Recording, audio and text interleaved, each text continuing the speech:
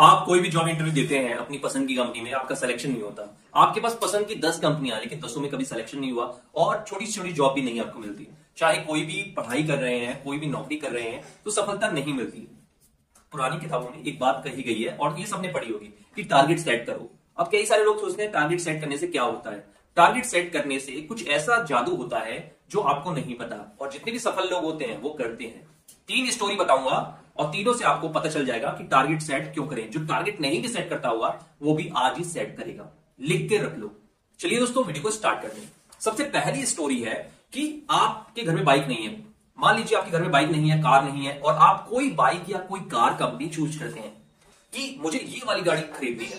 अब मैं 1 साल में ये गाड़ी खरीदूंगा, ये गाड़ी मुझे बहुत पसंद आ रही है और ये मैं खरीदने की प्लानिंग कर रहा हूं।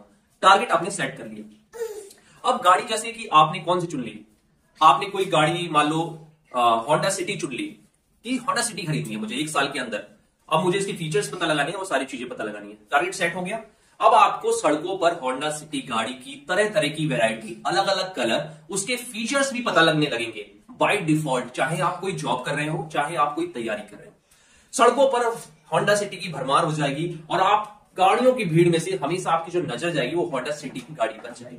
उसके फीचर्स पर जाएगी, उसका मॉडल नंबर क्या है उस पर जाएगी, कितनी पुरानी है, कितनी नई है, स्पेसिफिकेशंस क्या है, ये सारी चीजें आपको पता लग जाएगी। लंबाई चौड़ाई कितनी है, ये सारी चीजें आपको पता लगने लगेगी बाय डिफॉल्ट सड़कों पर। और आप कहीं इंटरनेट पे सर्च करेंगे तो भी आपके पास इस तरह की जानकारियां आपको मतलब मन में वो होगा कि मुझे इस तरह का पता लगाना है। तो हुआ क्या, यहां पर आपने कुछ नहीं करा, आपने टारगेट सेट करा। और जब हम टारगेट सेट कर लेते हैं, टारगेट बना लेते हैं, तो हमारे दिमाग में हमारी पर्सनैलिटी के आसपास उस तरह की एक्टिविटी होने लगती है। यानी कि हमारी जो इंद्रियां हैं वो जागृत हो जाती हैं और हमें उस तरह की चीजें फोकस से दिखाई देने लगती हैं।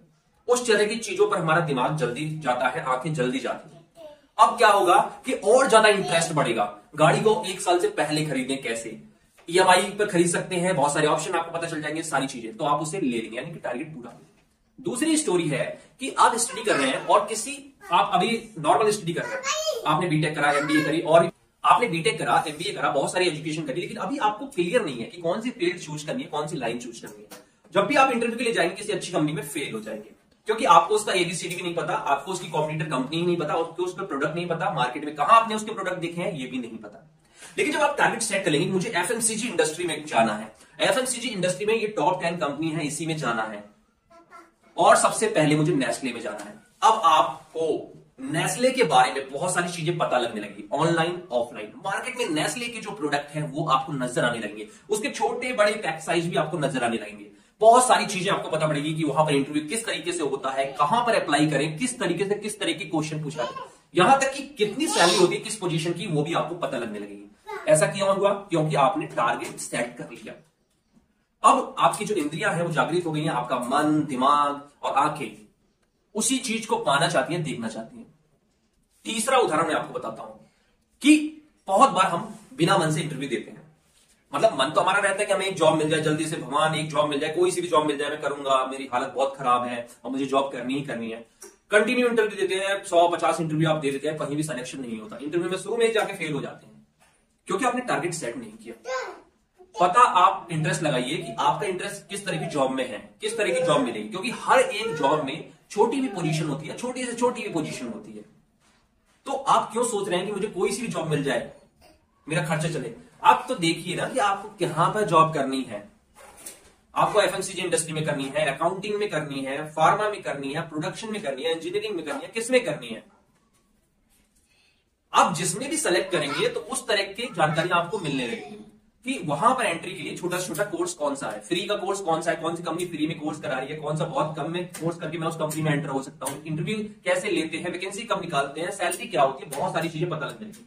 और जब कंपनी के प्रोडक्ट और इतनी सारी चीजों की पता लग जाएगी तो इंटरव्यू में जो चीज पूछी जाएंगी आधी जवाब आप खुद से देंगे, खुद आने लगेंगे, क्योंकि हमारा इंटरेस्ट बढ़ जाएगा, हमारा मानसिक जो क्षमता है वो बढ़ जाएगी उस कंपनी को पाने के लिए। तो उसकी इंफॉर्मेशन है, बहुत सारी चीजें हमें पता लगेंगी, तब जाके हमारा वहां पर जल्दी से सिलेक्शन हो जाता है। स्टार्टिंग में सभी के साथ होता है, मेरे साथ भी ऐसा हुआ कि मैं यही चाहता था किसी भी इंडस्ट्री मिल जाए, इसमें मिल जाए, मैं मैनेजर बन जाऊं, मैं ये बन जाऊं, नहीं मिलती थी। और मिल भी जाती थी बाई चांस, तुक्के थे, तो वो जल्द ही छूट भी जाती थी, क्योंकि वहां हमारा इंटरेस्ट नहीं था। जब हमें अंदर जाके पता लगता था कि ये चीज हमारे लायक नहीं थी, तो उस चीज का पहले से इसीलिए गोल सेट किया जाता है कि पहले से हमें उस चीज के बारे में जानकारी हो जाए, पहले से हमें वहां पर कल्चर के बारे में जानकारी हो जाए, इंफॉर्मेशन मिल जाए, ताकि हमारी जो आगे चीजें हैं वो सही हो जाए। एक डेटा कलेक्शन हो जाए हमारे पास कि हम कहीं जा रहे हैं तो उस कंपनी के बारे में बता सकें और उस कंपनी में जो इंटरव्यू ले रहा है उसको इंप्रेस कर सकें। इसीलिए जब आप किसी कंपनी में जाते हैं तो पूछते हैं कि आपने हमारा प्रोडक्ट कहां देखा, हमारी कंपनी के बारे में क्या जानते हैं, बहुत सारी चीजें कुछ पता ही नहीं होता है। टारगेट सेट करना इसलिए जरूरी होता है। कोई भी टारगेट सेट करेंगे तो आपके दिमाग में वही एक्टिविटी हमेशा घूमने लगेगी, उसी चीज के बारे में आप प्रयासरत रहेंगे। टारगेट सेट करके देखो, पहले छोटा टारगेट सेट करो, उसको पूरा करो, टारगेट छोड़ो मत। सेट करने के बाद छोड़ देंगे तो फिर वो चीज आपके आसपास से चली जाएगी। छोटा करो, फिर उसको करो, धीरे धीरे दिमाग विकसित होने लगेगा। टारगेट सेट कैसे किया जाता है, कैसे इसको अचीव किया जाता है, फिर आप बड़े गोल भी अचीव कर लेंगे।